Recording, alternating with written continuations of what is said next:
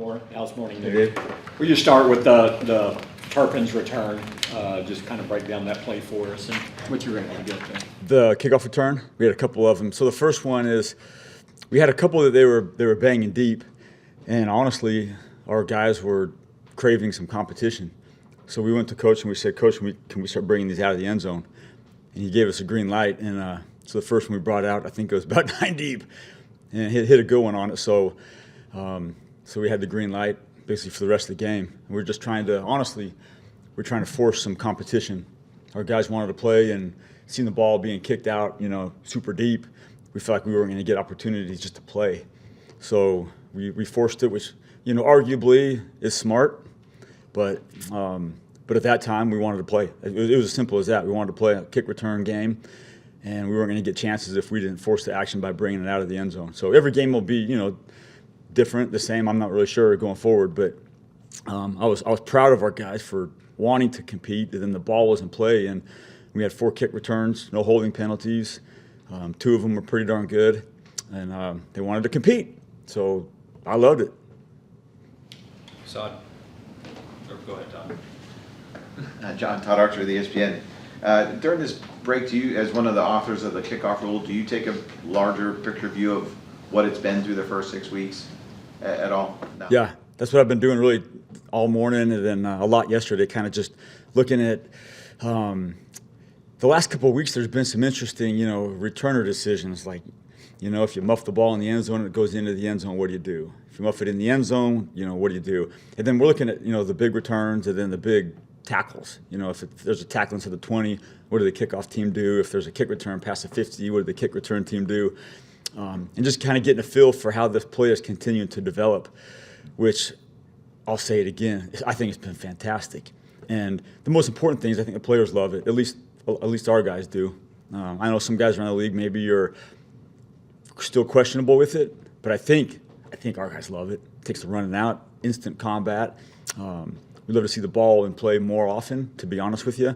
But that's a big dive in for me these last couple of days, is just kind of taking a peek around the league, kind of what everybody's doing. And there are some things that are developing. You can see some unique kickoff return formations and ball placement by kickoff. So it's coming, it's developing, and I think it's going to be fantastic as it keeps going forward.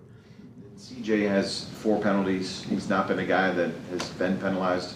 What do you make of what's happened to him in the first 6 games? Yeah, nothing. He had just a quick little trigger on a false start in the game. Their guy switched the stance on us real quick while he was going from ball to man, so he just a quick trigger. Then I think it's the second time he had a player out of bounds, and you could put that on me because he takes a really wide split. And the defender's right up against the boundary, and as we try to reach for contact, they bait the gunner to go out of bounds, and super fine line, in my opinion, for the referee who's 60 yards away to see the contact created or the intent of the punt return guys. But to answer your question, I don't think anything of it. I think he's a highly competitive guy. He knows what he's doing, and football happens sometimes, and so I don't think anything of it, to be honest with you. John Machado with The Athletic. On the kickoff returns, you talk about maybe getting some bigger returns. On the ones with Turpin, there's been that fake to CJ. Do you think that maybe, not just with you guys, but around the league, that maybe that's where something will happen, maybe with guys pitching to somebody else, that maybe will create a bigger play out of it? Yeah, I think you're going to start to see fake reverses, counters, throwbacks, as people get more comfortable with what the play looks like, for sure. I'd imagine you'll see that from us and other people too, and so that'll be something good for us to look at. Okay, if we were covering what we did as a kick return team, how would we, defeat that? Because there is some things that are in play. Not only that, but the possibilities that stem off of it too. And then even, talk about our kickoff cover. So, we hit, I think, 4 kickoffs. We hit 1 deep because there's 8 seconds left in the half. 2 kickoffs we hit were 1 or 2 yards deep, and they weren't bringing them out. So we hit the last one short to force it, which is a hard cover, and so it got 30, 35 yards on us. So there could be times where we force some competition because our guys want to play. I think it's a fantastic play, and you put the ball in play on kickoff with the intent to kill the drive start before the 30, and then for us in that game was to try to take the football away, based on the score of the game. And then for us on kick return, we just wanted to play. So if we're not getting it, we might have to force it a little bit. John Sodus, The Athletic. Mike went for it on 4th down inside zone territory. I'm curious, how many times do you guys have conversations of like, do we want to go for it with the offense or run the punt team out there and run a fake punt? And is that a conversation that you have with Mike throughout the week? Yeah, for sure. Yep. And then obviously the game dictates some of those things, but I'll click over to the offensive headset just before 3rd down, and then I'll stay on it as 3rd down ends to see if, hey, is he going for it on offense? Are we kicking a field goal? Are we going to punt it? So there's a lot of things that have to happen in a 40-second play clock that has to be decided in about 5 seconds. So I tell my assistant, I said, hey, I'm going over to offense. I'll be back to you in about a down. Because I click over to just so Coach McCarthy doesn't have to click to special teams to communicate field goal, punt, go for it, that's all that stuff that happens. So, we talk about it all week, and then we talk about it constantly throughout the game. And I think the communication with Coach McCarthy is fantastic. He's got, obviously, play calling duties, but he's super in tune with the situation of the game, and he's always kind of thinking a play or two ahead. So it's a cool conversation to have. And I usually just listen, and then as soon as it becomes 4th down, I'll ask him what he wants to do most of the time, and it's pretty clean and very quick. How many fake punt plays do you typically have in your back pocket, or does it vary by how many yards need to be gained? Every game we go into, I think every team goes in with 1 or 2, and we may or may not have called 1 or 2 already this year, even though it doesn't get run. But that's always a possibility. And I'm stuck there. I don't know where else to go with it, but yeah. Garrett Podell, CBS Sports, Bones. Yeah. Brandon's hit a 50-yard field goal in 8 consecutive games, the longest streak in NFL history. Just in your years of being a special teams coordinator, how remarkable is that streak? Yeah, no, that's cool. I don't know. That's pretty cool. 8 straight games, so dating back to last season.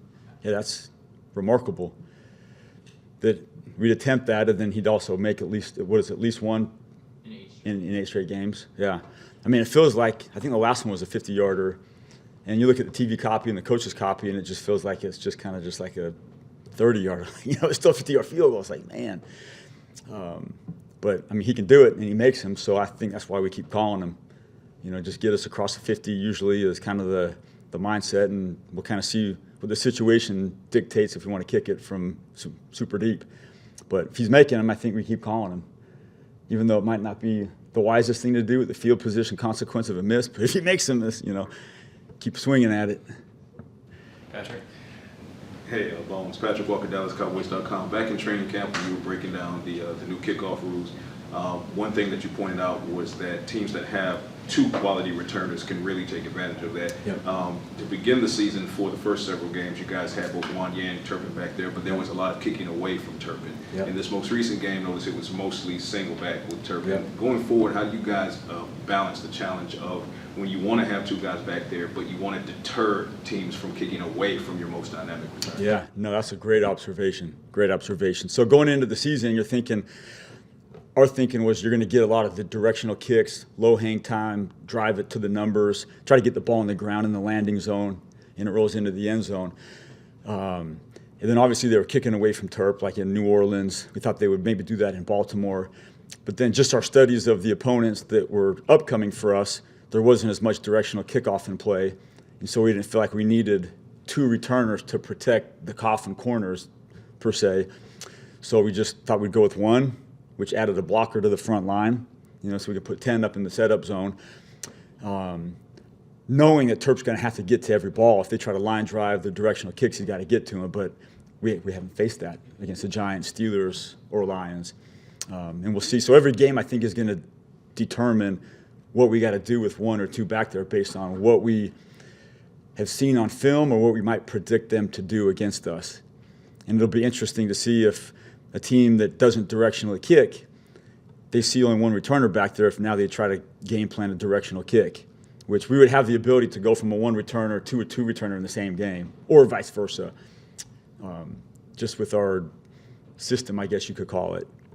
So great observation, and I think it's ever-changing with an opponent kickoff's intent to hit him in play or not, and if they do hit him in play, is it a directional kick or not.